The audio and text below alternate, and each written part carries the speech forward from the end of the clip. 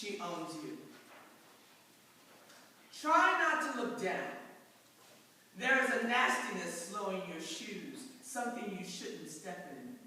It's shattered beads, stomped orchards, vomit, such stupid beauty.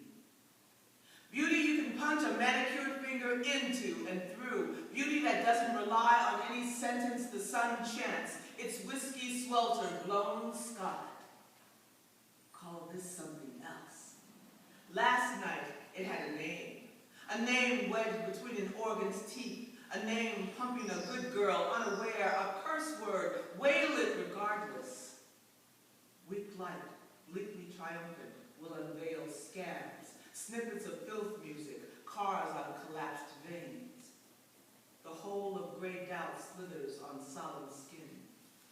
Call her New Orleans. Each day she wavers, not knowing how long she can stomach the introduction of needles, the brash, bruised warbling of bums with neon crowns, necklaces raining. She tries on a voice, which sounds like cigarettes, pubic sweat, brown spittle lining a sax bell, the broken heel on a drag queen's scarlet slings. Your kind of music. Weirdly in love, you rumba her edges, drink fuming concoctions, lick your lukewarm breakfast directly from her crust. Go on, admit it. You are addicted to her brick hips, the thick swerve she elicits, the way she kisses you, her lies wide open. She frequents alleys, crevices, basement floors. Hell, let her woo you. This brand of romance dims the worth of soldiers, folds and cracks the back, sips mana from muscle, whispers, leave your life. Pack your little suitcase. Flee what is rigid and duly prescribed.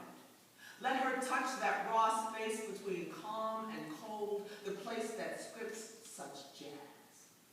Let her pen letters addressed to your asking. You stutter, New Orleans, please. Don't. Blue is the color stunning your tongue.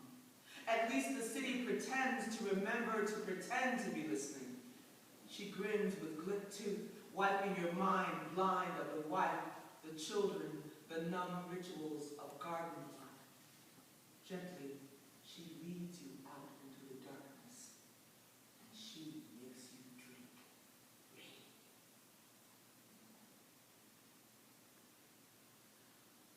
p.m. Tuesday, August 23rd, 2005. Data from an Air Force Reserve Unit reconnaissance aircraft, along with observations from the Bahamas and nearby ships, indicate that the broad low-pressure area over the southeastern Bahamas has become organized enough to become classified as Tropical Depression 12, National Hurricane Center.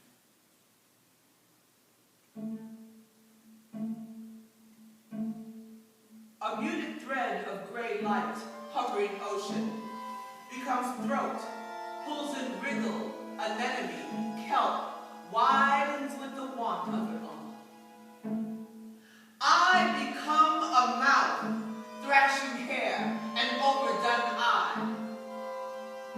How dare the water belittle my thirst, treat me as just another small disturbance, try to feed me from the bottom of its hand. I will require praise, unbridled winds to define my body, and a crime behind my teeth, because every woman begins as weather, sips slow thunder, and knows her hips. Every woman harbors a chaos, and she can wait for it while she straddles a fever. For now, I console myself with small furies, those dips in my dawning system. I pull in a bored breath. The brine shivers.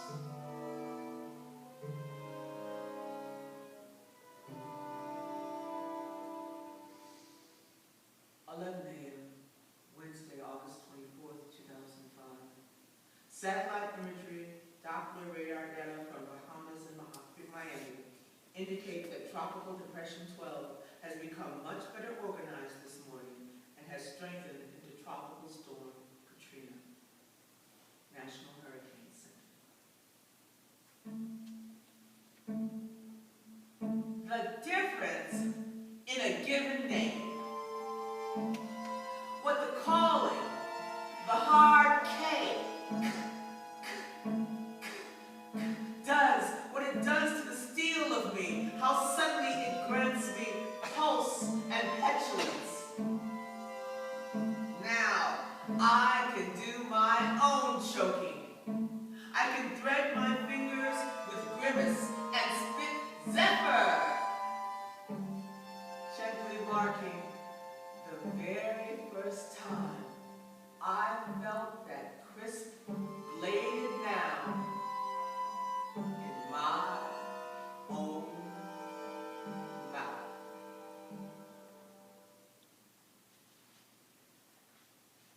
"5 p.m. Thursday, August 25th, 2005.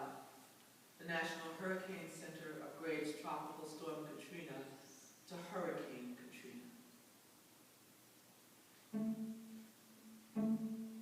My eye sweeps across so much, what it craves and what it never hoped to see.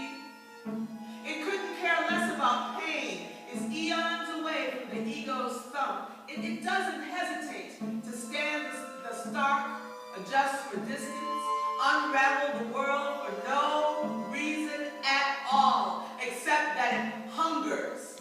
It hungers. It needs to